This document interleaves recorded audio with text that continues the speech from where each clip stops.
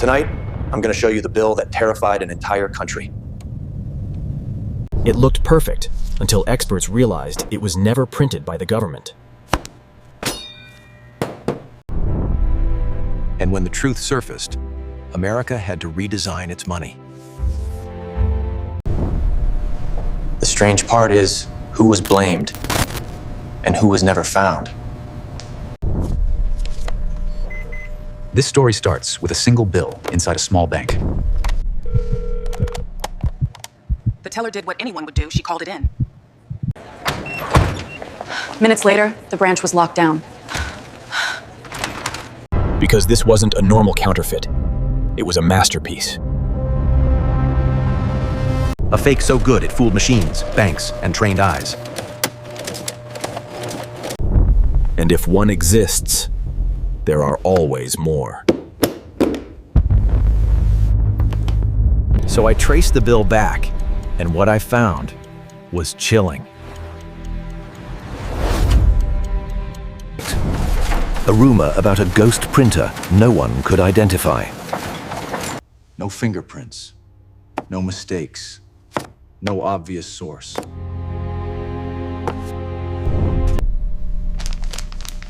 Only one message. This is what perfection looks like. And that message forced a decision at the highest level. Because when your money can be copied, your entire system can be hacked. This wasn't just about cash. It was about trust. And someone out there knew exactly how to break it. So let's rewind, back to the South Asian man who built the impossible. Not a gangster, not a spy, but something far more dangerous. I'll call him Elias. That's not his name, just the one he deserves. Elias didn't grow up dreaming of crime. He grew up chasing precision. He learned that a millimeter can separate genius from failure. And he discovered printing, where perfection becomes a weapon. Most people see money as paper. Elias saw it as engineering. The problem was, he was born behind locked doors. A place where ambition has only two paths: serve or disappear. So Elias served, quietly, until someone noticed his talent. So, what? A call came. No explanation, only orders. He was taken to a facility that didn't exist on maps. Inside, he saw machines that could copy anything. But the mission wasn't art. It was power.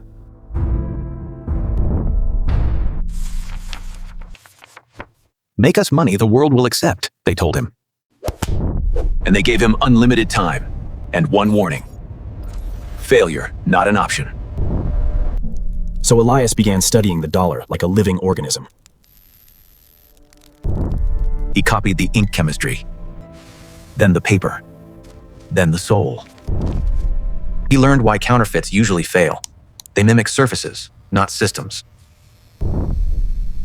So he attacked the system, one security feature at a time. Months passed. Then a year. Then two. Until one night, the first perfect bill rolled out. Not good enough. Perfect. And Elias knew what perfection meant. It meant freedom was gone. Because if you can print the world's money, you become the world's prisoner. But someone else saw opportunity. They didn't just want bills, they wanted leverage. Soon, the bills began traveling, quietly, through hidden hands. And once they crossed borders, they became someone else's problem. That's when the first one landed in America. It was spent like any other cash: coffee, gas, groceries. Until it reached the place that checks everything. It passed the first test, then the second, then the third. But the fourth test didn't say fake. It said unknown. And that's the moment the hunt began. Because an unknown bill is worse than a counterfeit. A counterfeit you could stop. An unknown means you're behind. So the experts gathered and asked one terrifying question. If this is fake, who printed it? And the answer pointed to a place no one wanted to say out loud. A country sealed from the world, but somehow inside its pockets. And that meant the next move wouldn't be made by police, but by nations. When governments can't admit fear, they hide it inside paperwork. The case was given a harmless name to avoid panic. But behind the scenes, everyone knew. This was war. The first step was simple: find where the bills entered. The trail didn't lead to one city, it led everywhere. That meant the bills weren't dumped, they were blended. Whoever did this understood the perfect crime. Be invisible. To stay invisible, you don't spend big, you spend normal. And slowly, the ghost money merged into the economy. Investigators tried to catch patterns, anything human. But the pattern wasn't human, it was engineered. That's when they realized the truth. This wasn't a gang. Because only a state can build a factory that prints the impossible. And only a state can afford patience. But a state still needs one thing to succeed: a maker. Somewhere, Elias was still alive, still printing. And every perfect bill he made pushed America closer to a decision. Redesigning currency isn't cosmetic, it's survival. Because if a fake survives testing, it becomes real by force. So the question wasn't, is it fake? The question was, how many are out there?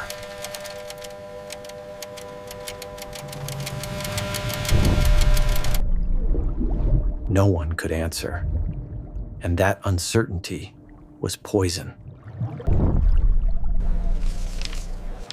Banks tightened checks. Businesses grew suspicious. Even ordinary people began doubting cash in their own hands. And that's how a counterfeit becomes a psychological attack. But investigators weren't done. They looked for a flaw. Every human makes mistakes, even geniuses. Then, finally, they found it.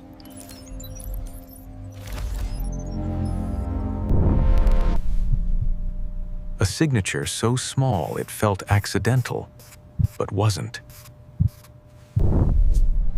It was a maker's habit, a personal rhythm in the print. That habit became their only lead. They compared it to known counterfeiting methods worldwide.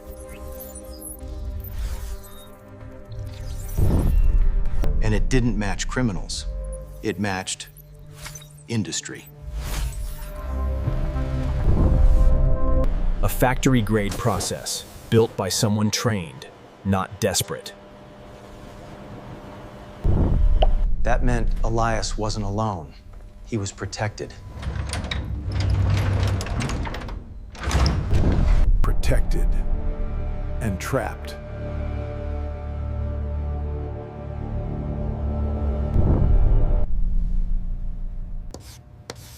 So the investigators changed strategy. Stopped chasing the maker. They targeted the pipelines that moved the bills.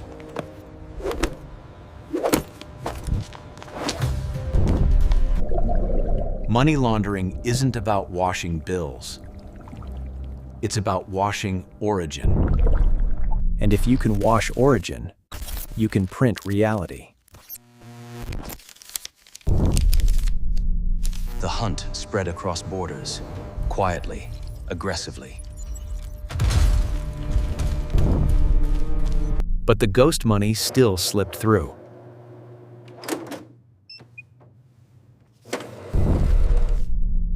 Which meant Elias's work was still ahead of them. And somewhere, the people controlling him were smiling. Because every fake bill that passes steals time from the real world. And time was exactly what they wanted to steal. Then, a second anomaly appeared, worse than the first. The ghost printer was improving.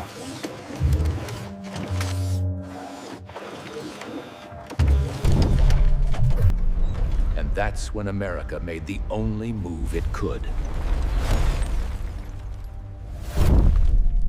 They decided to change the rules of money itself.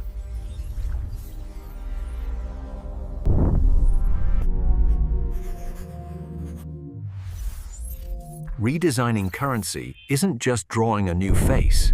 It's building a puzzle only the government can solve. They added features that don't just look different, they behave different. They embedded threads machines could read like fingerprints. They used microtext smaller than most printers can even see. And they changed inks into chemistry puzzles. The goal wasn't hard to copy. It was impossible to mass produce. Because Elias wasn't using home printers. He had a factory.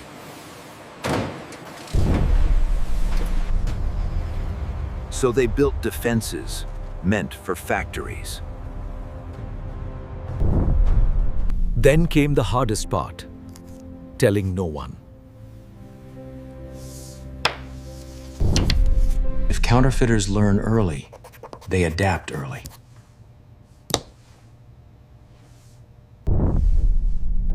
So the redesign stayed hidden, while the old bills kept moving.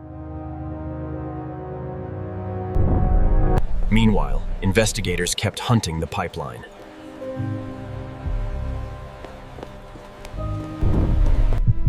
One mistake, that's all they needed.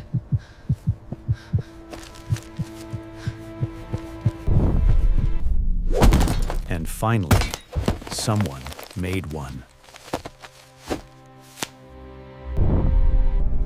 A small spill that became a huge opening.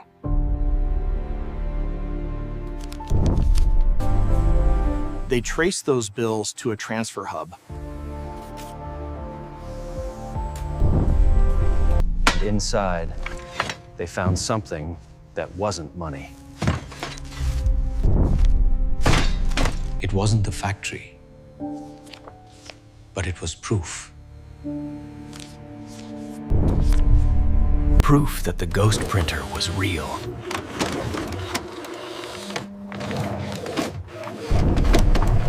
And proof that someone wanted these bills to be found, eventually.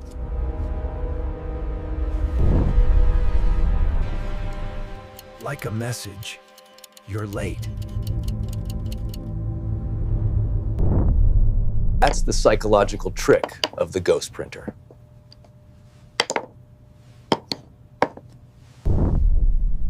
He didn't need to win fast, just long enough.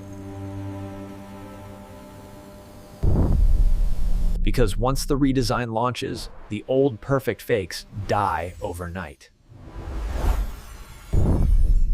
And that forces the printer to rebuild from zero.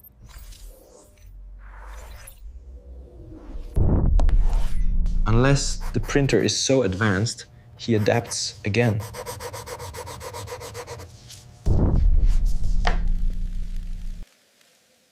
So America accelerated the rollout. They didn't say counterfeit. They said modernization. Behind the words was fear, carefully hidden. Then the new bills entered the world.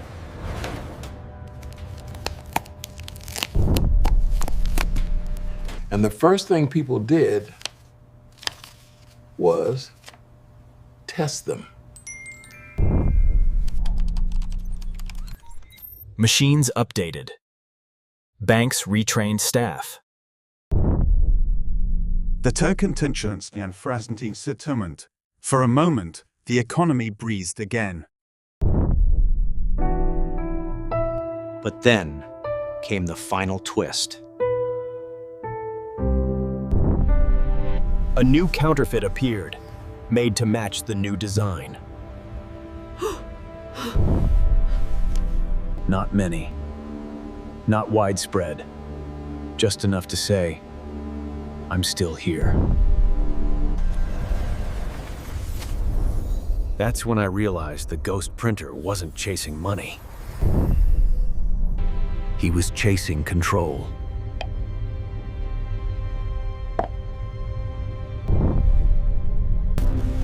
Because if you can print value, you can rewrite reality. And Elias was the human machine behind it all. Did he choose this life? Or was he built into it?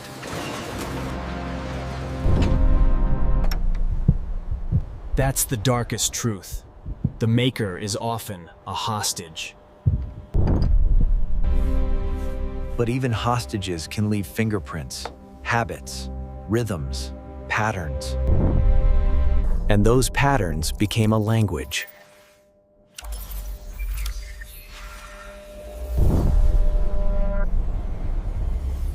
A language that whispered one final message. You can't outrun me.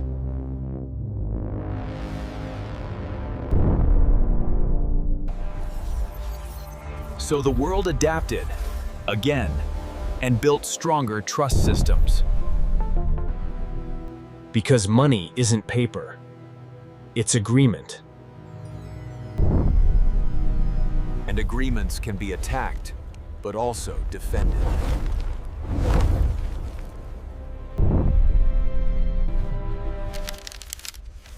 The ghost printer forced an upgrade the world didn't know it needed. Here's the part that stays with me.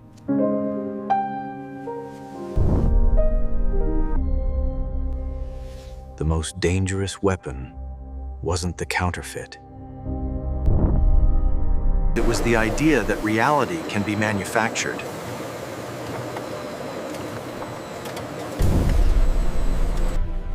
And once people doubt money, they doubt everything attached to it. That's why this story mattered more than crime headlines. It was a warning about systems we take for granted. Every system breaks at its weakest assumption.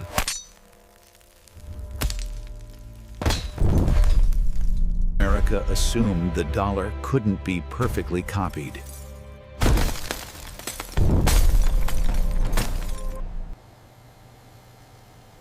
Elias proved that assumption wrong. So they redesigned money, not for beauty, for survival. And it worked, mostly.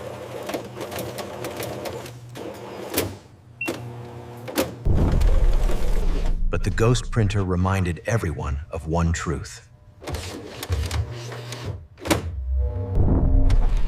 If a human can build it, another human can break it.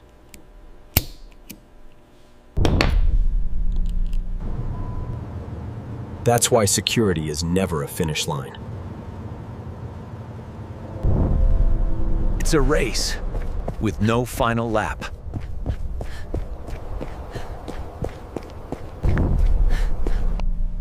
Somewhere, a maker like Elias still exists.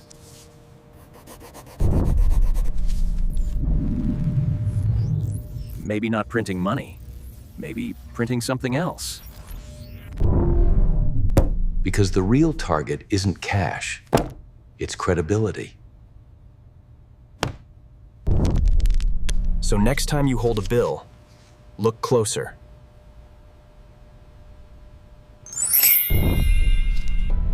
Not because it might be fake.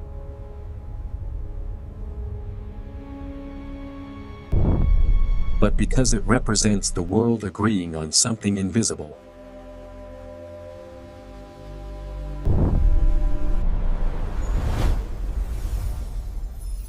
Trust is the currency beneath the currency. And the ghost printer taught us how fragile that trust can be. If you enjoyed this story, I want you to remember one thing.